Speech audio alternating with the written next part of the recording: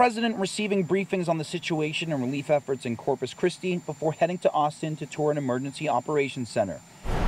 Meanwhile, desperate rescue operations are underway across the region. At least 3,000 people were rescued yesterday alone, but countless others are still stranded in their homes. This will be a unity of effort over a sustained period by the entire Department of Defense in support of civil authorities to ensure that we can continue to do all those life-saving and life-sustaining pieces, again, for periods of days, if not weeks. First responders, the U.S. Coast Guard, and the entire Texas National Guard have been deployed. Authorities are overwhelmed with calls for help. The biggest issue right now is just time. Getting to everyone that we need to get to. Citizens are taking action and rescuing fellow Texans with their own boats. About 9,000 people are staying at the Houston Convention Center, which is well over capacity, but officials say they're not turning anyone away. We went to Walmart on the school bus, and from the school bus we went to Metro, and Metro got us here. And we're together. Louisiana is next to feel the brunt of Tropical Storm Harvey, where President Trump has already declared a state of emergency. From the air, this is what Houston looks like to responders urgently trying to rescue flood victims. Inundated houses, roadways, and businesses stretching in all directions. CNN rode along with Customs and Border Protection agents in the Air and Marine Operations Unit as they piloted helicopters to save people in some of the worst-hit areas. In our Blackhawk, we hover next to another helicopter as a hoist is lowered. 6 people and a dog were lifted out in that one operation. Other victims have been rescued by hoist, like this rooftop rescue on Monday of 4 people. In one of those neighborhoods, we touched down in a sliver of a parking lot that's not flooded, and our first wave of evacuees is hurried onto the chopper. We just landed in a very heavily flooded. Strong message of condemnation from around the region to that North Korean missile. From the Japanese Prime Minister Shinzo Abe saying it's the most serious and grave threat ever the country has experienced. To here in South Korea, the President Moon Jae-in calling for a strong response. And there was a military response from the Air Force just hours after that North Korean missile launch. We saw a bombing drill here in South Korea by the Air Force. 4 F-15 fighter jets dropping 8 one-ton bombs onto a shooting range. They said in a statement that the bombs hit their targets perfectly, and the message was that it was to make sure that they could show a capability to destroy the enemy's leadership. So a very explicit message there to the North Korean leader Kim Jong-un and the regime in North Korea that South Korea is able to respond if necessary. So it is a show of force that we're seeing here in South Korea. We know that the security advisors from South Korea and the US spoke to each other by phone.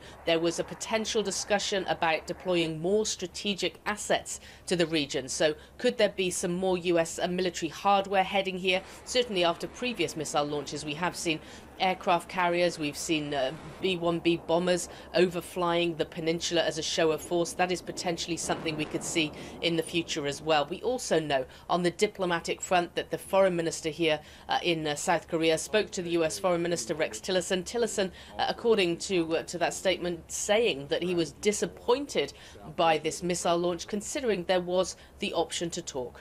Paula Hancock's CNN Seoul.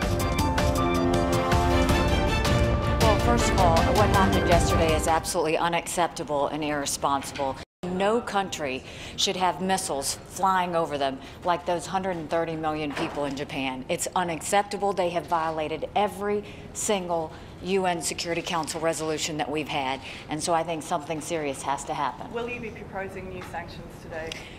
I think we have a lot to talk about today, and so with all of our partners, what we hope is that China and Russia continues to work with us like they have in the past on North Korea, but I think enough is enough. الخارجية مع سيدي ولي العهد عدد من القضايا الدولية، التطورات في اليمن، تطورات في سوريا، وتطورات في ليبيا. لا شك أن العلاقة بين بلدينا علاقة اتسمت بالكثير من التطور في الأعوام الماضية. وصل التبادل التجاري بين البلدين 2.1 مليار دولار في العام الماضي. نتوقع أن السنة هذه سنرى المزيد من التعاون، خاصة أن هناك زيادة مشهودة لزيادة عدد السياحة الروسية للإمارات. العام الماضي وصلت إلى 350 ألف زائر روسي، وهناك 16 ألف مقيم روسي في دولة الإمارات، اللي أتمنى أن إقامتهم هي إقامة سعيدة، وأتمنى أن نستطيع أن نوفر كل التسهيلات الممكنة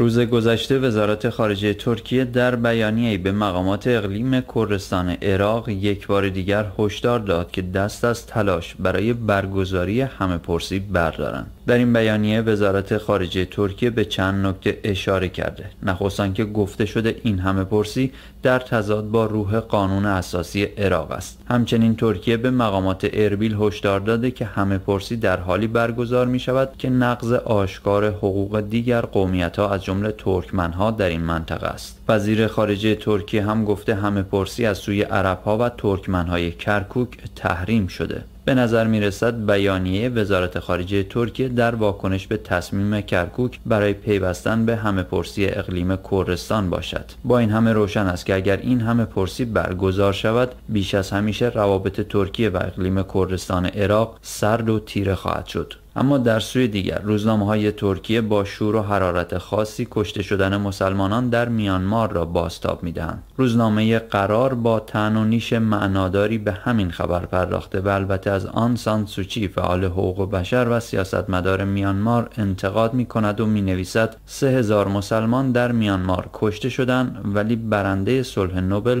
در مقابل کشتار دست جمعی مسلمانان سکوت کرده است. روزنامه یعنی شفق از واژه نسل کشی در این باره استفاده می کند و روزنامه استار می نویسد 3000 مسلمان کشته شدند و دنیا فقط نشسته و تماشا می کند. مولود چاوشوغلو وزیر خارجه ترکیه هم گفته ما از ابتدا این روند را پیگیری کرده ایم و فقط تماشاگر نبوده ایم. او گفت رجب طیب اردوغان و بینالی ییلدریم نخست وزیر ترکیه هم شخصا این موضوع را دنبال می کنند. اما استعفای دست جمعی تعداد زیادی از اعضای حزب حرکت ملی ترکیه همچون زلزله سیاسی ستونهای این سومین حزب بزرگ ترکیه را به لرزه درآورده. ماجرا حدود 1 سال پیش آغاز شد، زمانی که این حزب در یک رأیگیری مخفی تصمیم گرفت عضو ارشد خود مرال آکشنر را اخراج کند. آکشنر از مخالفان داخلی این حزب بود. اختلاف عمیق در حزب ملیگرای حرکت ملی به رهبری دولت باقچلی شاید زمانی اوج گرفت که این حزب تصمیم گرفت در کنار رجب طیب اردوغان بایستد و هم با کمک و یاری این حزب بود که اردوغان توانست قانون اساسی در ترکیه را تغییر دهد.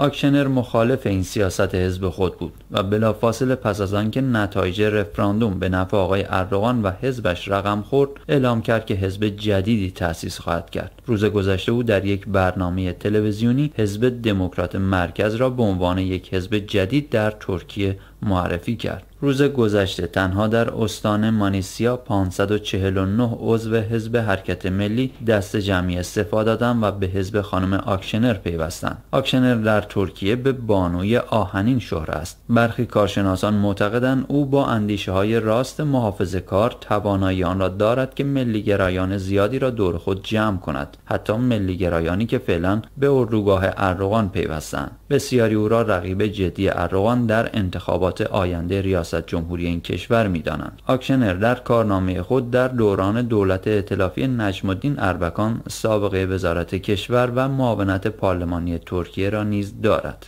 در دیگر سو حزب دوم ترکیه، حزب جمهوری خلق، منتقد سرسخت آقای اردوغان وجود دارد. کمال قلیچداروغلو رهبر این حزب روز گذشته گفته است ترکیه به یک قانون اساسی جدید نیاز دارد تا بتواند اتحاد ملی را در کشور به وجود آورد. آنچه روشن است در ترکیه یک حرکت جدی از سوی سه حزب رقیب برای پایان دادن به استیلای حزب آک پارتی آغاز شده. از یک طرف حزب کردی HDP به رهبری صلاح الدین دمیرتاش که فعلا در زندان به سر میبرد، از سوی دیگر حزب جمهوری خلق و حالا حزب جدید و تازه نفس دموکرات مرکز. با این حال چند موضوع مهم هنوز پابرجاست: محبوبیت نسبی اردوغان در جامعه ترکیه و تملک بر عنصر قدرت که در اختیار این پیر کارکشته سیاست پیشه ترکیه است. باید تا سال 2019 صبر کرد و دید آیا این سه حزب توانایی شکست اردوغان را در انتخابات پیش رو دارند یا خیر.